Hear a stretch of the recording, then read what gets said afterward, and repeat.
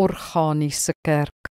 Romeine 12 verse 4 en 5 sê, want soos ons baie ledemate in een liggaam het, en nie al die ledemate dieselfde funksie vervul nie, net so is ons, al is ons baie, een liggaam in Christus, en individueel lede van mekaar.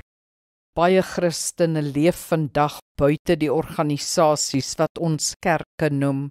Onthou, die kerk van Jesus is nie net gesetel in die denominasies wat mense gestig het nie. Dit omvat ook die sogenaamde informele of organiese kerk. Die organiese kerk is kerk wat buite die institusionele kerk bestaan.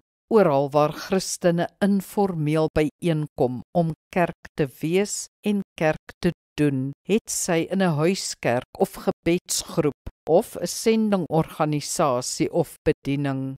Ja, ook dit is kerk. Wees egter gewaarsku, die meeste Christene wat die kerk verlaat, is bloot te vleeslik of gerieflik om die opoffering te maak.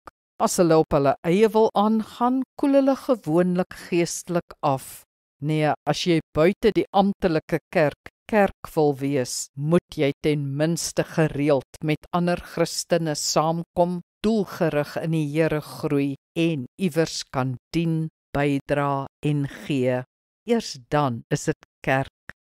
Kom ons bid saam. Hemelse Vader, help my om nie uit gerief die kerk te verlaat en in die proses my ywer verloor nie.